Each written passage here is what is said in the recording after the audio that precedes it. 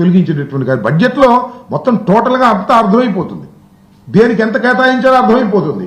అవన్నీ చూస్తే అనేకమైన స్కీములు ఎగ్గొట్టేశారు, కొన్ని స్కీములు అరకొరగా పెట్టి కంటి తుడుపు చర్యగా చేసేటటువంటి కార్యక్రమం చేశారు. అసలు బెల్ట్ షాపుల గురించి శాసనమండలిలో చాలా పెద్ద చర్చ జరిగింది.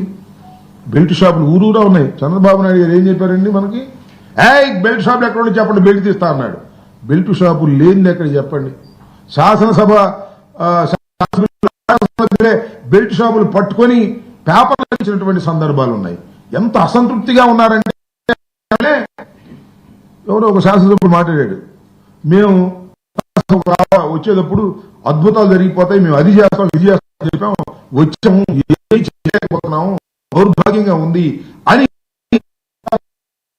సభ్యులు కాదు, వారి సొంత సభ్యులే శాసనసభలో బహిరంగంగా మాట్లాడినటువంటి పరిస్థితి చూస్తే చంద్రబాబు తలదించుకోవాలి.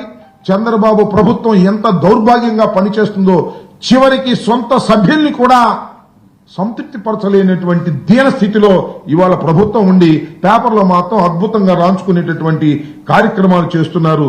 ఏ వాగ్దానాన్ని కూటమి ప్రభుత్వం పరిపూర్ణంగా ఉపయోగించుకోలేనటువంటి పరిస్థితి చేస్తుంది. ఇది చాలా ద్రోహం. అప్పులు సంగతి పక్కన పెట్టి ప్రభుత్వానికి వస్తే మేము అనేకమైనటువంటి కార్యక్రమాలు చేస్తామని చెప్పారు.